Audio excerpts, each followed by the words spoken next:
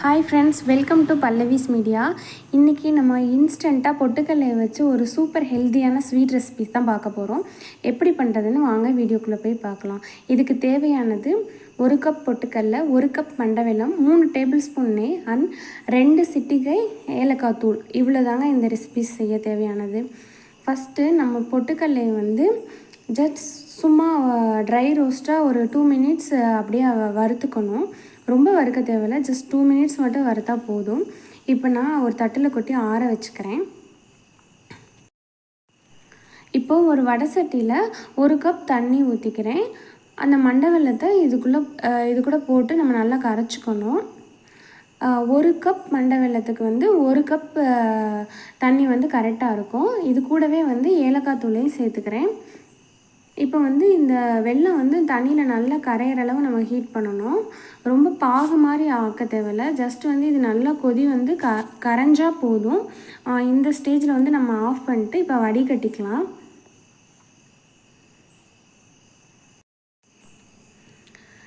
இப்போது அந்த பொட்டுக்கல்லையை நல்லா ஆறின பின்னாடி நம்ம மிக்ஸி ஜாரில் போட்டு நல்லா பவுட்ரு பண்ணி எடுத்துக்கணும்.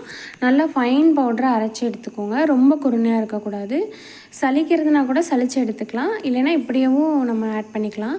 இப்போ அந்த வடிகட்டி வச்ச வெள்ளை தண்ணியை நம்ம வடை சட்டியில் ஊற்றி இது கூடவே அந்த பொட்டுக்கல்லை மாவையும் போட்டு கொஞ்சம் கொஞ்சமாக போட்டு நம்ம கிண்டிக்கணும்.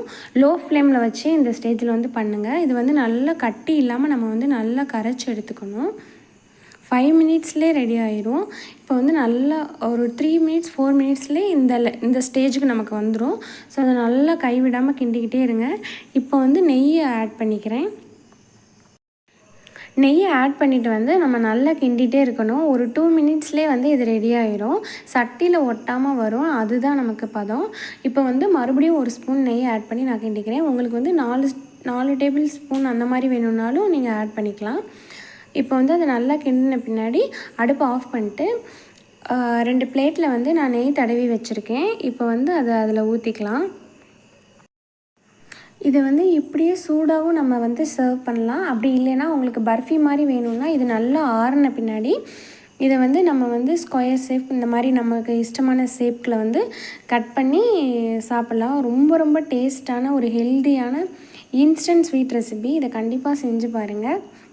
ரொம்ப ரொம்ப டேஸ்டியாக இருக்கும். பார்க்கும் போதே சூப்பராக இருக்குல்ல. இதில் நான் ஒரு பிளேட்டில் பாதாமும் ஒரு பிளேட்டில் முந்திரியும் போட்டு டெக்கரேட் பண்ணியிருக்கேன். இதை பர்ஃபியாகவும் நீங்கள் கட் பண்ணி சாப்பிட்லாம். இந்த சூப்பரான ரெசிபியை நீங்கள் வீட்டில் ட்ரை பண்ணிவிட்டு எப்படி இருந்துச்சுன்னு கமெண்ட்ஸில் சொல்லுங்கள்.